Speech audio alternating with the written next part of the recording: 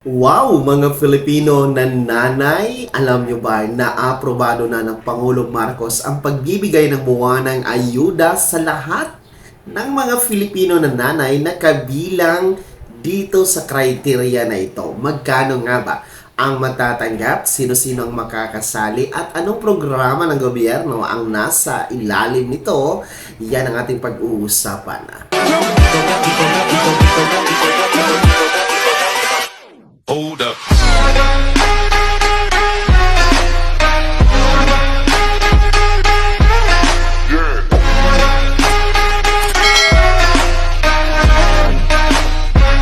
Hello mga ka-vlogs! Welcome dito sa aking YouTube channel. Magandang araw sa lahat ng mga Filipino saan ka mang dako sa mundo. Lalong-lalo pa ang ating mga magigiting at masisipag ng mga Filipino na nanay. Alam nyo ba, nakaka-approve lang ng Pangulong Bongbong Marcos itong isang direktiba na magpapasakop or sakupin mapabilang ang ating mga Filipino na nanay sa isang programa ng gobyerno. Bago natin aalamin kung anong programa yan at ano ang mga benepisyo, kung bago pa lang dito sa aking channel ay maaari nyo pong i-click ang ating subscribe button at huwag kalitang i-turn on ang notification bell.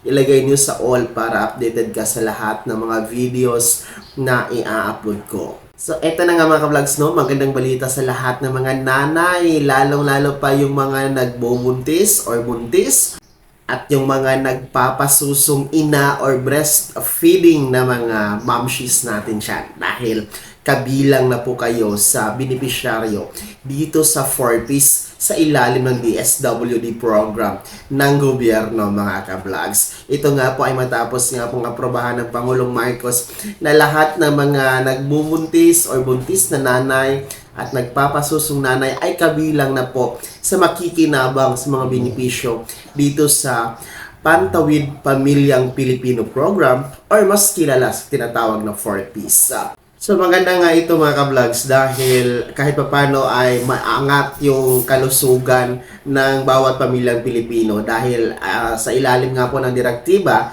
dito sa pagpapabilang sa mga Pilipinong nanay sa ilalim ng programa ng DSWD na 4Ps ay sa unang 1,000 araw ay makakover po yung buntis at itong mga nagpapasusong ina mga ka-vlogs. At alam naman natin dito sa benepisyo ng 4Ps ay makakatanggap po ang lahat ng benepisyaryo dito ng health coverage bawat buwan na nagkakahalaga ng 750 pesos.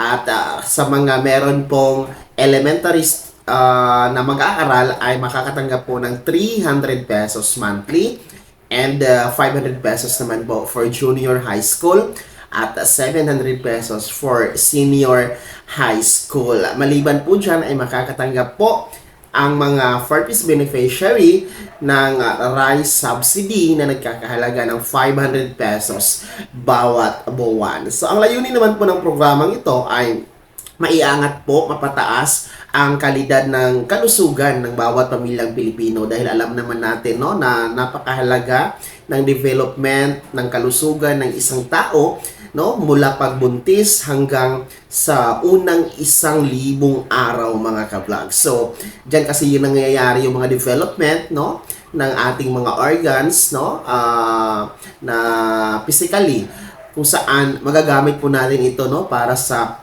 isang malusog na pangangatawan kung tayo po ay lalaki mga ka-vlog. So, ito po yung layunin ng programang ito. And I think sa opinion ko ay napaka ganda ng programa talaga ito for our Filipino mothers na mga buntis linawin natin buntis at nagpapasusong ina lamang po ang cover ito sa 4Ps beneficiary mga ka-vlog. So sa mga hindi po buntis at walang anak na hindi ina na nagpapasuso ay hindi po kasama dito sa 4Ps beneficiary mga ka-vlogs. So, kudos po sa Marcos administration, sa DSWD, dahil nakita po nila ang kahalagahan po ng ating mga magigiting at masisipag na mga ina sa kanilang tungkulin sa kanilang pamilya, sa ating komunidad, at sa ating bansa. So, sa ngayon po ay mag-antay lamang po tayo sa ilalabas na IRR or Implementing Rules and Regulation kung paano ito i-apply, saan tayo lalapit, ano-ano yung mga requirements na kailangan. So, yun yung antayin natin. But one thing is for sure, ay sigurado na po dahil aprobado na po ng Pangulong Marcos na lahat ng mga buntis at mga nagpapasusong ina ay kasali na sa 4-piece beneficiaries sa ilalim ng DSWD program, mga ka-vlogs. Kayo mga ka-vlogs, ano sa tingin niyo? No? Kung ang ating mga manunood ngayon ay isang ina, nagpapasuso or buntis, no? Sang-ayon ka ba dito sa inaprobahan ng Pangulong Marcos na mapasama kayo sa 4-piece beneficiaries? I-komento nyo po sa comment section, yes or no. Pakilakip ng inyong buong pangalan at taga saan kayo para ma-shoutout ko kayo at pipili tayo ng ma-shoutout sa next episode natin. Bago ko magtapos sa video na to, kung nais nyo pong sumuporta dito sa aking YouTube channel, ay maaari nyo pong i-click ang ating super thanks button na nasa baba. At sa mga nais maging miyembro, i-click nyo po ang ating join button, mamili kayo ng mga perks, mga ka-vlogs. Sana'y naging gabay ang video na to kahit paano napahatid natin ang magandang balita sa ating mga Filipino viewers, lalong-lalo na dito sa ating mga magigiting at masisipag na mga nanay. Kung hindi ka pa nakasubscribe dito sa aking YouTube channel, i-click nyo na ang ating subscribe button na nasa baba at huwag nyo kaligtaan na i-turn on ang notification bell. Ilagay niyo sa all para updated kayo sa lahat ng mga videos na i-upload ko. Maaari mo ding i-like ang video na to at kung meron ka pang mga katanungan ay maaari mong i-komento sa comment section na nasa baba. At paki-follow na din po ang aking official Facebook page na nasa screen niyo. Muli po ako si Daniel Timpawa na nagsasabing dito sa aking YouTube channel, pawang katotohanan at lahat totoo lamang.